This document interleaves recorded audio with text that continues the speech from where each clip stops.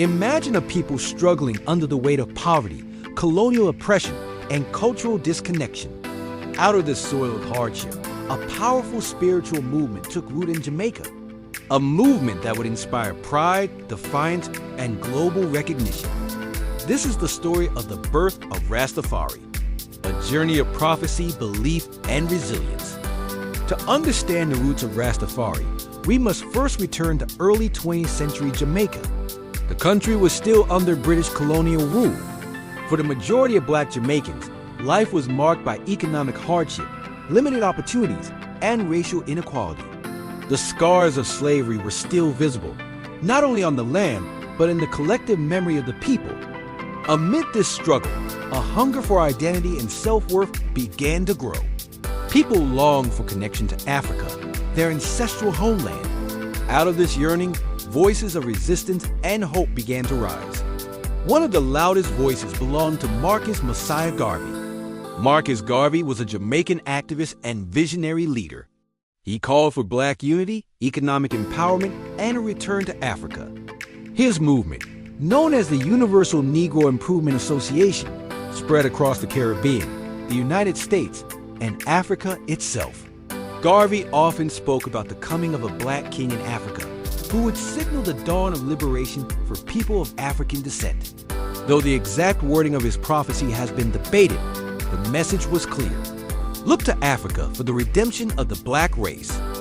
This single idea would become the spark that lit the fire of Rastafari.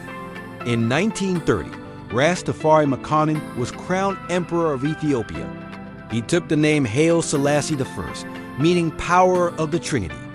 His titles included King of Kings, Lord of Lords, and Conquering Lion of the tribe of Judah. To many Jamaicans, this was no coincidence. This was the fulfillment of Garvey's prophecy. Ethiopia held deep symbolic power. It was one of the only African nations never colonized. To see a Black king crowned in Africa, standing with dignity and authority, was nothing short of revolutionary. Many Jamaicans began to believe that Haile Selassie was more than a man. To them, he was divine. The Messiah returned, the King of Kings who would lead them to redemption. From this belief, the Rastafari faith was born. Rooted in Christianity, but reinterpreted through African consciousness, Rastafari placed Ethiopia at the center of spiritual focus. The Bible was read through a new lens. Passages like Psalm 68 verse 31, which says, "Ethiopia shall soon stretch forth her hands unto God," were seen as proof of divine prophecy. The Lion of Judah, a biblical symbol, became central to Rastafari identity. Haile Selassie, as the descendant of King Solomon and the Queen of Sheba, was seen as the living fulfillment of Scripture. To Rastas, God was not distant. God was Jah, and Jah had revealed himself through Haile Selassie. Rastafari is not only a faith, but a way of life.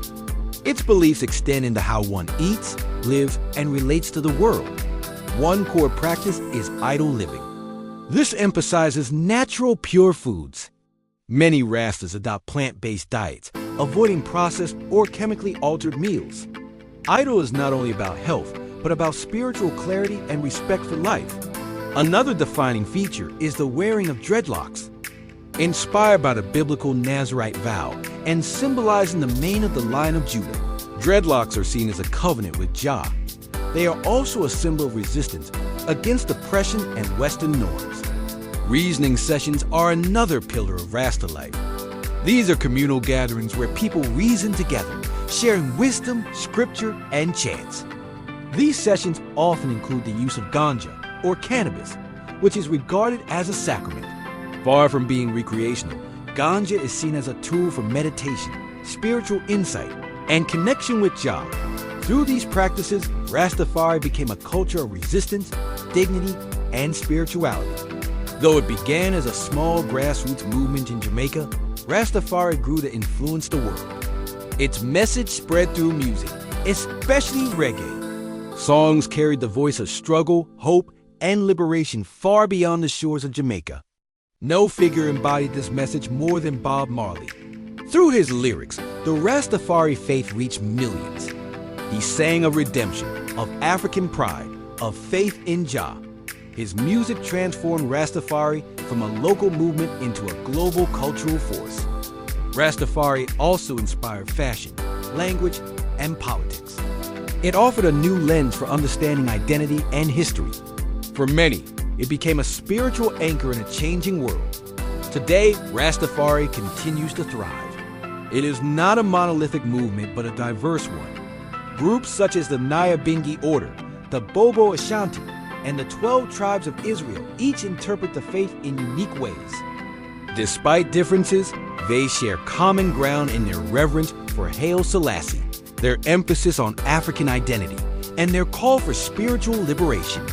Rastafari remains both a religious movement and a cultural way of life. It is about resisting oppression, living in harmony with nature, and keeping faith in Jah. The birth of Rastafari is a story of prophecy, resilience, and belief. Out of Jamaica's struggles came a movement that redefined identity and faith. It carried the voice of the oppressed and turned it into a song of liberation heard around the world. Rastafari is more than history. It is living culture. It is a reminder that even in the harshest conditions, people can find strength in their roots, pride in their heritage, and faith in a vision of freedom. This is the story of Rastafari, a story born in Jamaica, but now belonging to the world